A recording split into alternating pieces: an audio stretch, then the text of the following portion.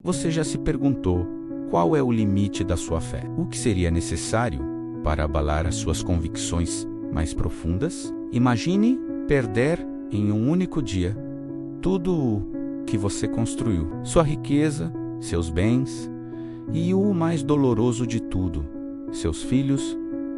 Como você reagiria? Que palavras sairiam da sua boca? Hoje, vamos mergulhar na história de um homem que enfrentou exatamente isso. Um homem cuja fé foi testada no fogo da aflição mais extrema. Um homem chamado Jó.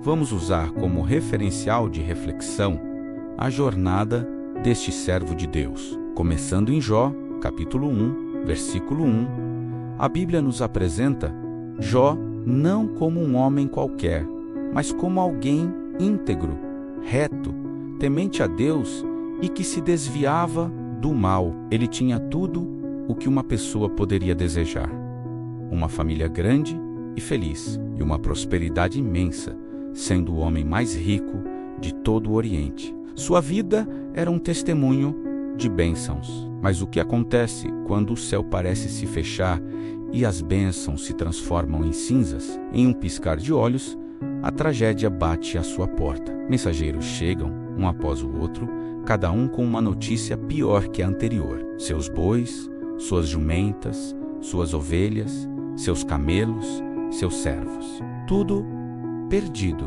E então, o golpe final, o mais devastador. Seus 10 filhos, em um momento de celebração, são mortos quando a casa desaba sobre eles.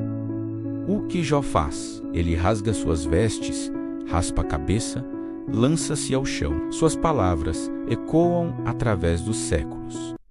No saí do ventre de minha mãe e no voltarei. O Senhor o deu e o Senhor o tomou. Bendito seja o nome do Senhor. Em tudo isso, a Bíblia afirma: Jó não pecou, nem atribuiu a Deus falta alguma.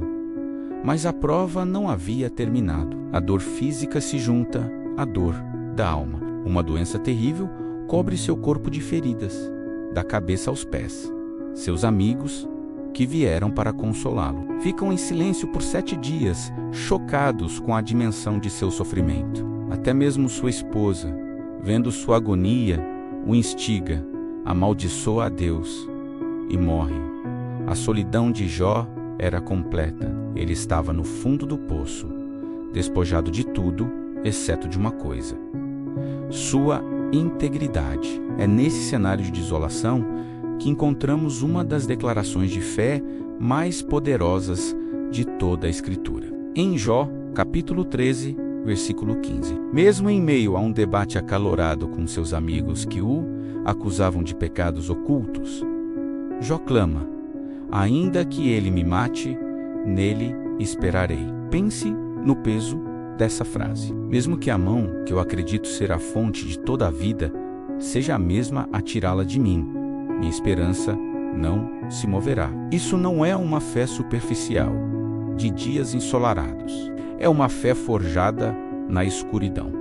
Uma confiança que transcende a compreensão e as circunstâncias. É a fé que diz: meu Deus, eu não entendo o porquê, mas eu conheço em quem eu confio. A jornada de Jó é longa e cheia de questionamentos. Ele clama, ele argumenta com Deus, ele expõe a profundidade de sua angústia. Ele não é um super-homem sem emoções. Ele é real, ele é humano, e é em sua humanidade que sua fé se torna tão inspiradora. Ele desejava ardentemente encontrar Deus para apresentar sua causa. Em Jó, capítulo 23, versículo 10, ele revela o âmago de sua confiança: mas ele sabe o meu caminho. Prove-me e sairei como o ouro. Jó entendia que, embora ele não pudesse ver o caminho à frente, Deus via. Ele sabia que aquele sofrimento insuportável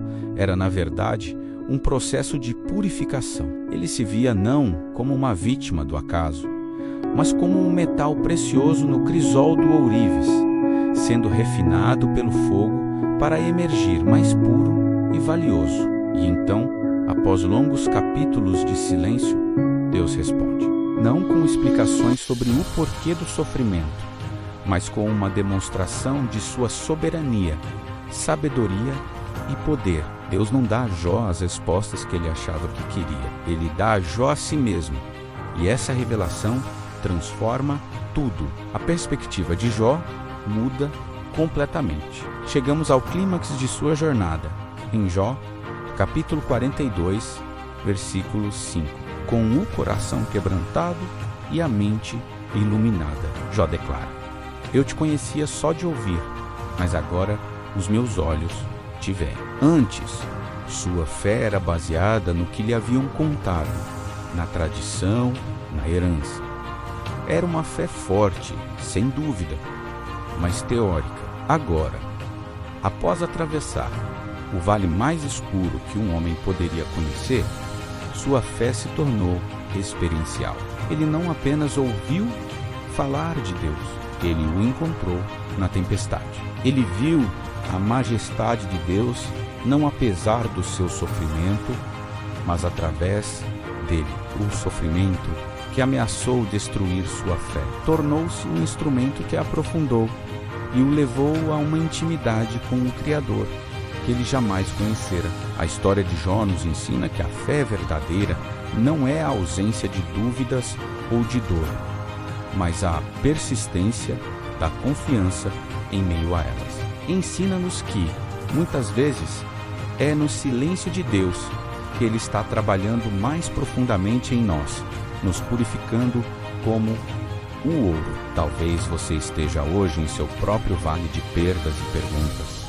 Talvez você sinta que tudo o que construiu está desmoronando. Lembre-se de Jó, lembre-se que o seu Redentor vive e que Ele sabe o caminho que você trilha. A sua dor não é em vão. É um convite para conhecer a Deus, não apenas de ouvir falar, mas para vê-lo com os olhos da fé, face a face, na fornalha da aflição. Se esta reflexão sobre a inabalável fé de Jó tocou o seu coração e fortaleceu o seu espírito, peço que deixe o seu like para que esta mensagem alcance mais pessoas. E se você deseja continuar recebendo conteúdos que edificam a alma, inscreva-se